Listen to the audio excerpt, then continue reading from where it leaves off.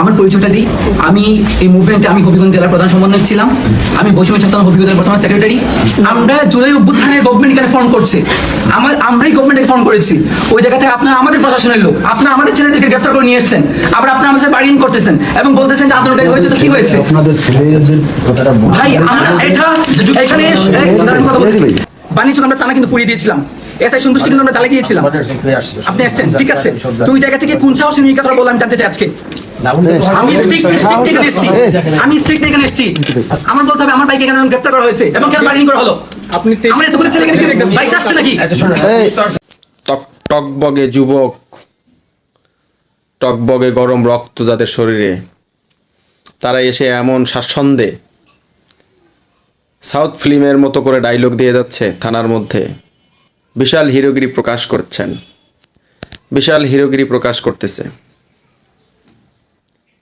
তো এই বয়সে ছেলে মেয়েদেরকে দুর্ধর্ষ বলেন, সাহসিকতার বলেন, যে কোনো কাজ তাদের ব্রেনের কোথায় টোকা দিলে সারা শরীর নাড়া দিয়ে ওঠে, যারা মাস্টার প্ল্যানার তারা ঠিকই জানেন।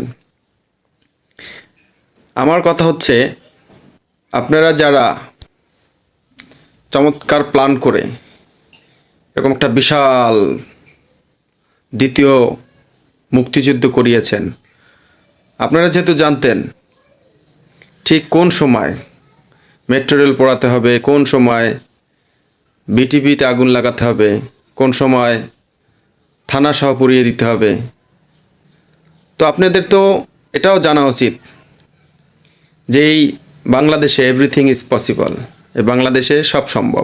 যতই ইন্ডেমিনিটি দেন, যতই সাধারণ ক্ষমা হোক, যতই হা ভোট না ভোট হোক, এদেশে এমন রেকর্ড ব্রেক হয়ে গেছে। 1971 সালে যুদ্ধাপরাধীদের ব্যাপারে পুরো বাংলাদেশকে খাওয়ানো হয়েছিল যে সাধারণ ক্ষমা করে থুয়ে গেছে বঙ্গবন্ধু, পরবর্তীতে কিন্তু তাদের শাস্তি হয়েছে।